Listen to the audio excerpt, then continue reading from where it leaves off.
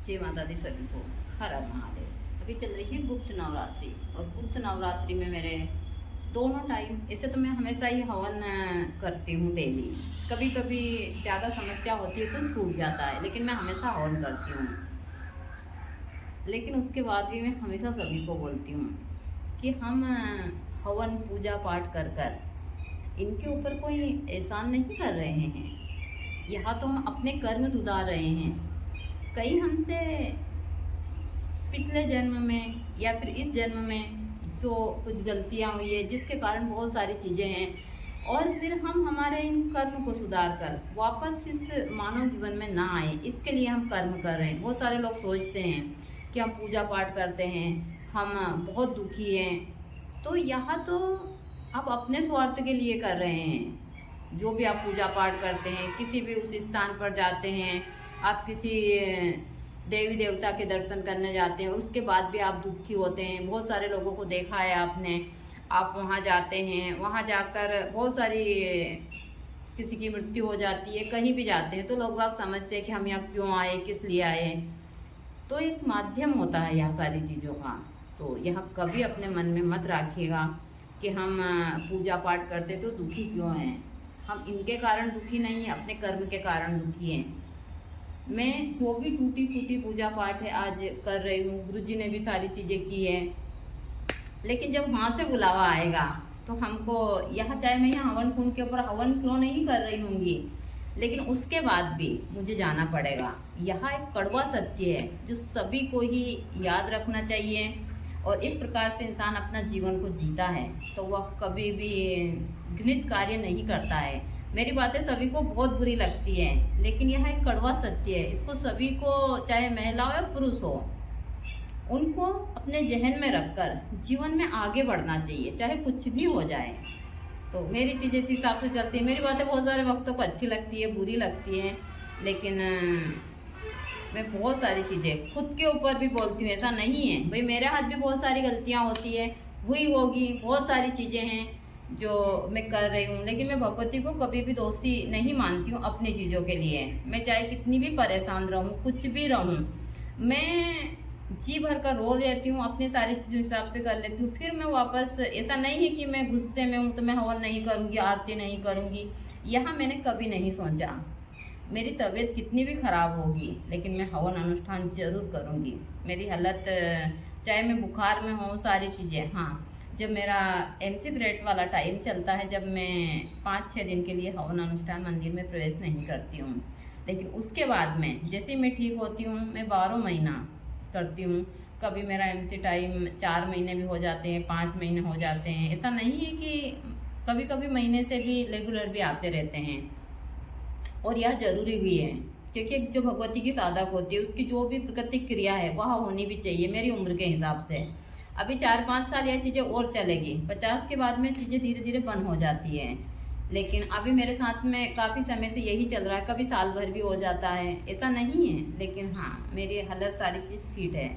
तो आप लोग इसी प्रकार से यदि कार्य करते हैं तो जीवन में कभी भी हार नहीं मानते हैं, चाहे कुछ भी हो जाए। अभी मेरा गुप्त नवरात्रि का चल रहा है अनुष्ठान। मैंने लकड़ी, जो कि अब बारिश का समय तो काफ़ी दिक्कत आती है हवन करने में, तो मैंने यहाँ लकड़ी वगैरह सब जला कर रखी, अच्छा गर्म हो जाएगा। अब मैं हवन की तैयारी कर रही हूँ। इस बीच में मैंने आप लोगों को भी थोड़ी सी जान। ओम ह्रीं भुवनेश्वर्ये स्वाहा, ओम ह्रीं भुवनेश्वर्ये स्वाहा, ओम ह्रीं भुवनेश्वर्ये स्वाहा, ओम ह्रीं भुवनेश्वर्ये स्वाहा, ओम ह्रीं भुवनेश्वर्ये स्वाहा, ओम ह्रीं भुवनेश्वर्ये स्वाहा, ओम ह्रीं भुवनेश्वर्ये स्वाहा, ओम ह्रीं भुवनेश्वर्ये स्वाहा, ओम ह्रीं भुवनेश्वर्ये स्वाहा, ओम ह्रीं भुवनेश्वर्ये स्वाहा, ओम ह्रीं भुवनेश्वर्ये स्वाहा, ओम ह्रीं भुवनेश्वर्ये स्वाहा, ओम ह्रीं भुवनेश्वर्ये स्वाहा, ओम ह्रीं भुवनेश्वर्ये स्वाहा, ओम ह्रीं भुवनेश्वर्ये स्वाहा, ओम ह्रीं भुवनेश्वर्ये स्वाहा। ओम ह्रीं भुवनेश्वर्ये स्वाहा। ओम ह्रीं भुवनेश्वर्ये स्वाहा। ओम ह्रीं भुवनेश्वर्ये स्वाहा। ओम ह्रीं भुवनेश्वर्ये स्वाहा। ओम ह्रीं भुवनेश्वर्ये स्वाहा।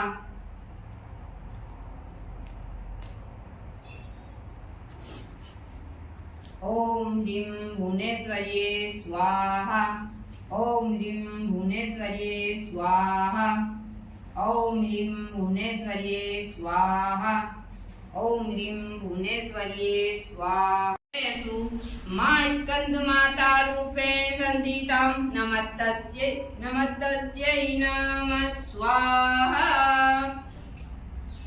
ओम या देवी सर्वभूतेषु मां स्कंद माता रूपेण संधितां नमस्तस्यै नमः स्वाहा। ओम या देवी सर्वभूतेषु मां स्कंद माता रूपेण संधितां नमस्तस्यै नमः स्वाहा। ओम या देवी सर्वभूतेषु मां स्कंद माता रूपेण संधितां नमस्तस्यै नमः स्वाहा। ओम या देवी सर्वभूतेषु मां स्कंद माता रूपेण संधितां नमस्तस्यै नमः स्वाहा। ओम या देवी सर्वभूतेषु मां स्कंद माता रूपेण संधितां नमस्तस्यै नमः स्वाहा। ओम या देवी सर्वभूतेषु मां स्कंद माता रूपेण संधितां। और स्कंद माता को कमल के पुष्प बहुत ही प्रिय है, जो अभी मैं लेने के लिए आई। मैं चीज़ें हमेशा बताती हूँ। यहाँ है कमल पुष्प जो हम ले रहे हैं।